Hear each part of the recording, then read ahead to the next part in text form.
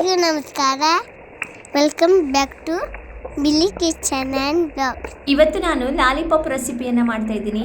ಮೊಟ್ಟೆಯ lollipop recipe ತುಂಬ ಚೆನ್ನಾಗಿ ಬರುತ್ತೆ. ಇದನ್ನ ಹೇಗೆ ಮಾಡೋದು ಅಂತ ನೋಡೋಣ. ನಾನಿಲ್ಲಿ ಒಂದು 7 ಮೊಟ್ಟೆಗಳನ್ನು ಬೇಯಿಸ್ಕೊಂಡು ಅದಕ್ಕೆ ಐಸ್ ಕ್ರೀಮ್ ಕಡ್ಡಿಗಳನ್ನು ನಾನು ಸಿಕ್ಕಿಸ್ಕೊಳ್ತಿದ್ದೀನಿ. ಈ ರೀತಿಯಾಗಿ ಹಾಕ್ಕೋಬೇಕು. ಸ್ವಲ್ಪ ಸೈಡಲ್ಲಿ ಸಣ್ಣ ಸಣ್ಣ ಗೆರೆಗಳನ್ನು ಎಳ್ಕೊಂಡು ಇದನ್ನು ಹಾಕ್ಕೊಂಡು ಈ ರೀತಿಯಾಗಿ ಇಟ್ಕೊಂಡು ಇದಕ್ಕೆ ನಾನಿಲ್ಲಿ ಸ್ವಲ್ಪ ಕಾಳು ಮೆಣಸಿನ ಪುಡಿ ಮತ್ತು ಉಪ್ಪನ್ನು ಮಿಕ್ಸ್ ಮಾಡಿಕೊಂಡು ಇಟ್ಕೊಂಡಿದ್ದೀನಿ. ಅಂದರೆ ಒಂದು ಅರ್ಧ ಸ್ಪೂನು ಕಾಳು ಮೆಣಸು, ಹಾಗೆ ಒಂದು ಕಾಲರಿಂದ ಒಂದು ಅರ್ಧ ಸ್ಪೂನಷ್ಟು ಉಪ್ಪನ್ನು ಹಾಕಿ ಈ ರೀತಿಯಾಗಿ ಮಿಕ್ಸ್ ಮಾಡಿಕೊಂಡು ಆ ಮೊಟ್ಟೆಗಳ ಭಾಗದಲ್ಲಿ ನಾನು ಉದುರಿಸ್ತಾ ಇದ್ದೀನಿ. ಇಲ್ಲಿ ನಾನು ಒಂದು 4ರಿಂದ 5 ಆಲೂಗಡ್ಡೆಯನ್ನು ಬೇಯಿಸ್ಕೊಂಡಿದ್ದೀನಿ. ಅಂದರೆ ಮೀಡಿಯಮ್ ಸೈಜಲ್ಲಿ. ಇದನ್ನು ತುರ್ಕೋಬೇಕು, ನೀಟಾಗಿ ತುರ್ಕೋಬೇಕು.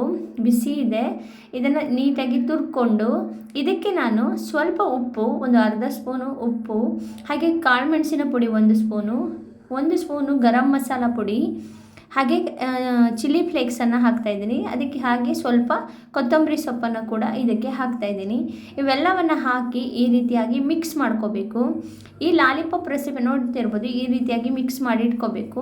ಈ ಲಾಲಿಪಾಪ್ ರೆಸಿಪಿ ಅಂದರೆ ತುಂಬ ಚೆನ್ನಾಗಿ ಬರುವಂಥದ್ದು.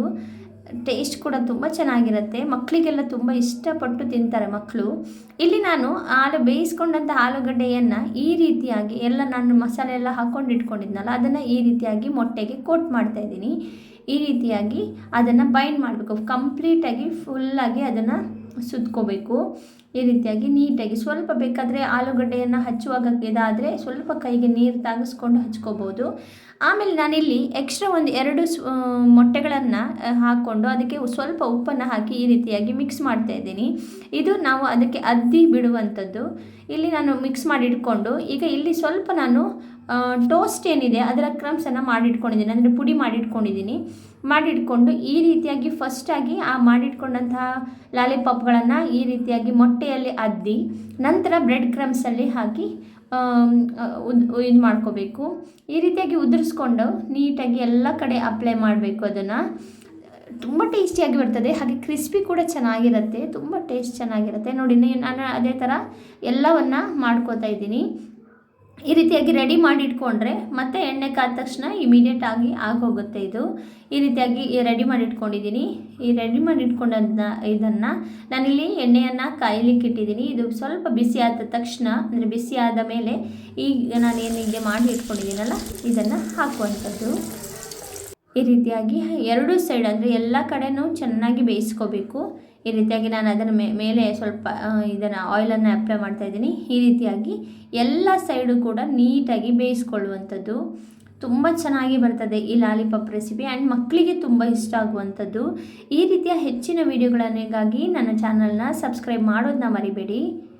ನೀವು ನೋಡ್ತಿರ್ಬೋದು ಎಷ್ಟು ಚೆನ್ನಾಗಿ ಕಾಣಿಸ್ತಿದೆ ಅಂತ, ಅಷ್ಟು ಚೆನ್ನಾಗಿ ಬಂದಿದೆ ಕೂಡ. ಒಂದು ಸರಿ ಟ್ರೈ ಮಾಡಿ ನೋಡಿ. ಯಾವುದೇ ಡಿಫ್ರೆಂಟ್ ಆದಂತಹ ರೆಸಿಪಿಗಳಿಗಾಗಿ ನನ್ನ ಚಾನಲ್ನ ಸಬ್ಸ್ಕ್ರೈಬ್ ಮಾಡಿಕೊಳ್ಳಿ. ನೋಡ್ತಿರ್ಬೋದು ಎಷ್ಟು ಚೆನ್ನಾಗಿ ಕ್ರಿಸ್ಪಿಯಾಗಿ ಕಾಣಿಸ್ತಿದೆ ಅಂತ. ಇದೇ ಥರ ಟೇಸ್ಟ್ ಕೂಡ ಚೆನ್ನಾಗಿ ಬಂದಿದೆ. ನಾನು ಮಾಡಿರುವಂತಹ ರೆಸಿಪಿ ನಿಮ್ಗೆ ಇಷ್ಟ ಆದರೆ ಒಂದು ಲೈಕ್ ಮಾಡಿ, ಹಾಗೆ ಕಮೆಂಟ್ ಮೂಲಕ ಹೇಗಾಗಿದೆ ತಿಳಿಸಿ. ನೀವು ನೋಡ್ತಿರ್ಬೋದು ಎಷ್ಟು ಚೆನ್ನಾಗಿ ಕಾಣಿಸ್ತಿದೆ ಅಂತ. ನಮ್ಮ ಮನೆಯಲ್ಲಿ ಮಕ್ಕಳು ಕೂಡ ತುಂಬ ಇಷ್ಟಪಟ್ಟು ತಿಂದರು.